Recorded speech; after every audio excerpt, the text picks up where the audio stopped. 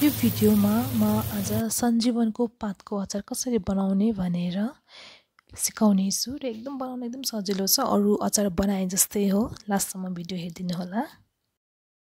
मैले पात सँगसँगै यो मुन्टा पनि राखेको छु। यो छिप्पेको चाहिँ नराख्नु, कलिलो राख्दाखेरि एकदम मिठो हुन्छ। छिप्पेको चाहिँ मैले फाल्दिएको छु।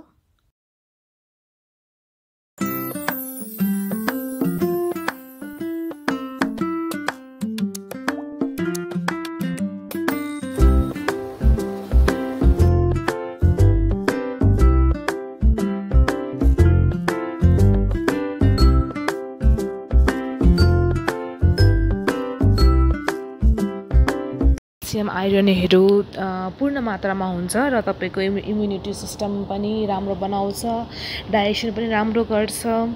अनि यो बनाउन एकदम सजिलो छ। यसलाई बोइल गर्ने राम्रोसँग बोइल गर्नुपर्छ। मैले चाहिँ 2 चोटी बोइल गरेको थिएँ।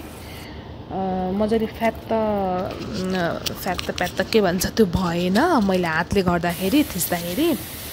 अनि मैले यो सुरुमा बोइल गरेँ अनि फेरि पखाले। मजाले भिडियोमा देखाउँछु छु। अनि त्यसपछि पनि भएन जस्तो लाग्यो, किनकि मजाले पाक्नु पर्यो नि त पत्ता त। त्यही भएर अनि फेरि एकचोटी मैले फेरि बोइल गरेको छु। यो चाहिँ मैले फर्स्ट टाइम बनाएको हैन, एकदम मिठो पनि लाग्यो।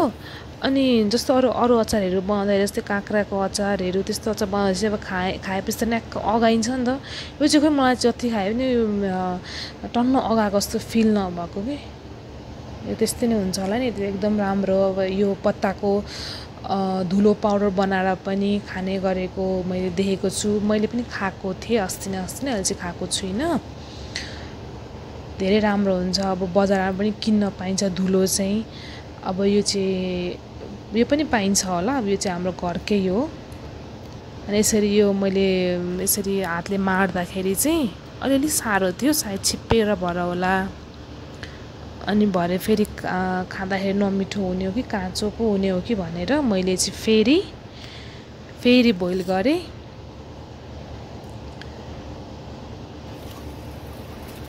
यसरी बोइल गर्ने, त्यसपछि पखाल्ने। यो चाहिँ राम्रो थियो हैन, त्यही भएर मैले सुरुमा चाहिँ पखालिनँ, मैले बोइल गरेर चाहिँ पखालेको हो।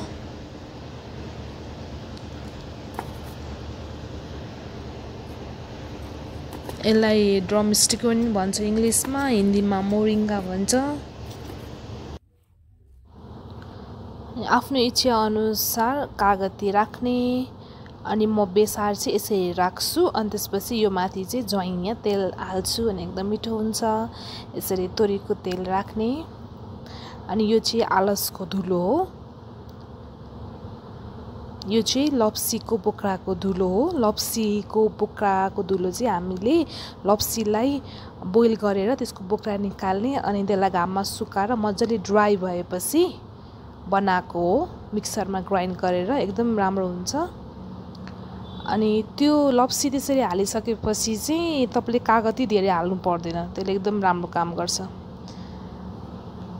अनि यसमा अब यसरी हालिसकेपछि खोर्सानी हालिदिने। मलाई एकदम डर लाग्छ र म अलिक पछाडि गएको थिएँ। अनि त्यसपछि मैले अघि भने जस्तै बेसार माथि हालिदिएँ। त्यसपछि यो हजुरको बेसार गनाउँदैन। म चाहिँ तेलमा कहिले पनि हाल्दिनँ, यसरी हाल्छु। त्यसपछि मैले अघि 2टा कागती देखाएको थिएँ, तर यति कागतीले इनफ हुन्छ किनकि मैले अघि लप्सीको पाउडर हालिसकेको छु। यसले ठ्याक्कै अमिलो जस्तै काम गर्छ। म चाहिँ यसरी 2टा मिक्स गर्छु र लप्सी पनि पाउडर हाल्छु। अमिलोको लागि चाहिँ लप्सीको पाउडर हाल्छु र कागती हाल्छु, मिठो हुन्छ। अनि आलुलाई मजाले म्यास गर्ने, सबैलाई मजाले मोल्दिने। अलिकति साह्रो जस्तो फिल भयो भने अलिकति पानी हाल्ने। मैले थोरै पानी चाहिँ हालेको थिएँ, त्यो चाहिँ मैले भिडियो गरिनँ र एकदम मिठो भएको थियो। र भिडियो लास्टसम्म हेरिदिनु भएकोमा धेरै धेरै धन्यवाद। र हजुर पनि ट्राई गर्नुहोला, कस्तो हुन्छ नि कमेन्ट गर्नुहोला है त। बाई।